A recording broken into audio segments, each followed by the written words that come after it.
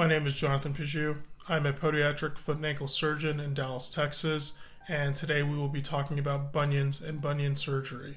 So let's start off with what is a bunion. Is it just a bump or is it more? A bunion is not just a bump. It's a triplanar deformity of your first metatarsal bone, which is one of the long bones in your foot. This deformity is due to instability at your first tarsal metatarsal joint, which is a joint just proximal to your big toe joint.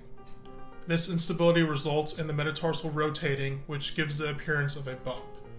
At the same time, the big toe will start to creep towards the second toe, and in severe cases can go over or underneath the second toe, causing significant pain and deformity.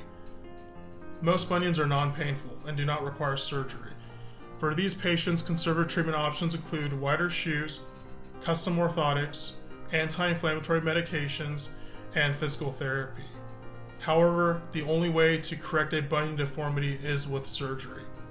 Cosmetic foot surgery is never recommended, as one can go from a non-painful foot to a painful foot, as all surgery has risks versus benefits. With traditional bunion surgery, we have incisions that can go from this part of the toe all the way here and even extend higher up.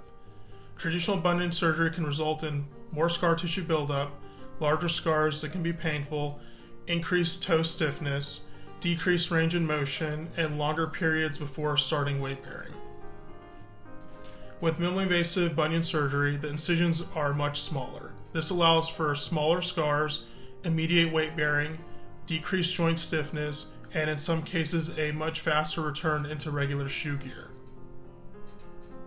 We can compare these three small incisions to the larger incisions seen in traditional bunion surgery.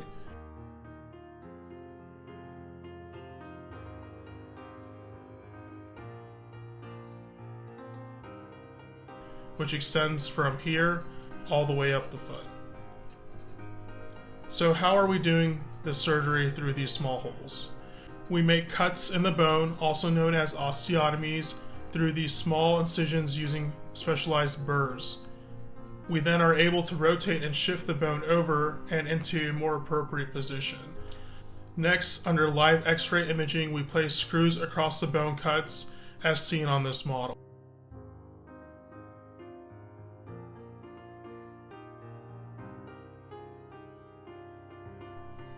These screws allow for a stable construct that allows weight bearing immediately after surgery.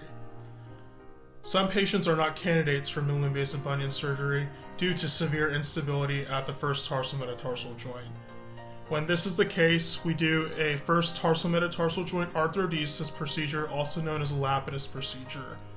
With this procedure, we actually cut out the joint, rotate the bone, and fuse it in a more appropriate position using specialized plates and screws.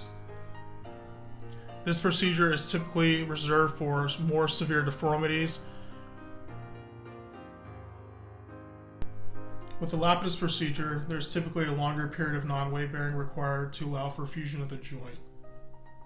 As always, there are risks versus benefits of any surgery, and your podiatric foot and ankle surgeon will discuss these with you, as each individual is unique and requires specialized care tailored to their personal needs. As always, feel free to contact our office with any questions you might have or to schedule a consultation.